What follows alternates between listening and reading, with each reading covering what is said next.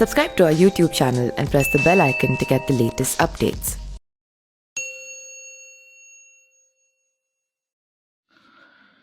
उत्तर प्रदेश में चुनाव के आते ही राजनीतिक सरगर्मी बढ़ती जा रही है। मुख्यमंत्री योगी आदित्यनाथ के अपने पूर्ववर्ती मुख्यमंत्रियों पर सत्ता में आने के बाद बंगले बनवाने संबंधी बयान को जोरदार निंदा करते हुए बहुजन समाज पार्टी की अध्यक्ष यानी कि बसपा की अध्यक्ष मायावती ने रविवार को कहा कि उनका गोरखपुर स्थित मठ भी किसी आलीशान बंगले से कम नहीं है।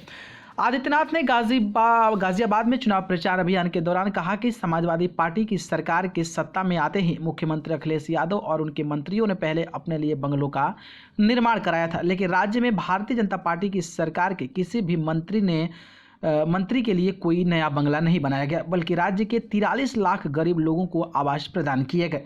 उन्होंने यह भी दावा किया कि बीजेपी सरकार ने राज्य में 2 करोड़ 61 लाख लोगों को शौचालय प्रदान किए हैं।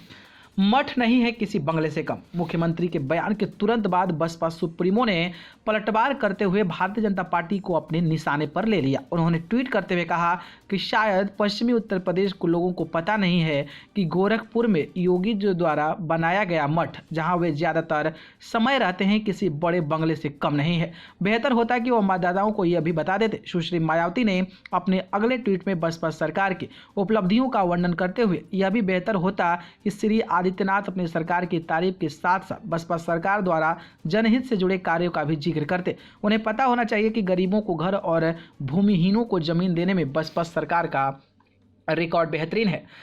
भूमिहीन परिवारों को दिया है जमीन। बसपा अध्यक्ष ने तीसरे ट्वीट में अपने कार्यकाल में गरीबियों और घर मुहैया कराने का दावा करते हुए कहा कि मान्यवर श्री कांशीराम जी शहरी गरीब आवास योजना के तहत महज 2 चरणों में लोगों को 1.5 लाख से ज्यादा पक्के मकान दिए गए। गरीब आवास स्वामित्व योजना के तहत परिवारों को लाभान्वित किया गया और लाखों भूमिहीन परिवारों को भी जमीन दी गई है।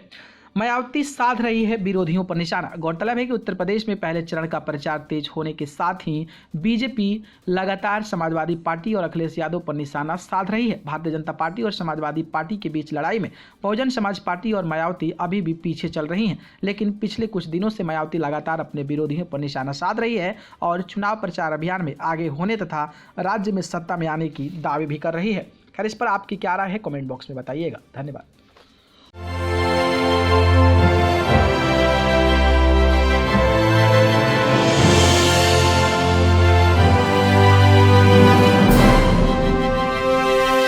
Subscribe to our YouTube channel and press the bell icon to get the latest updates.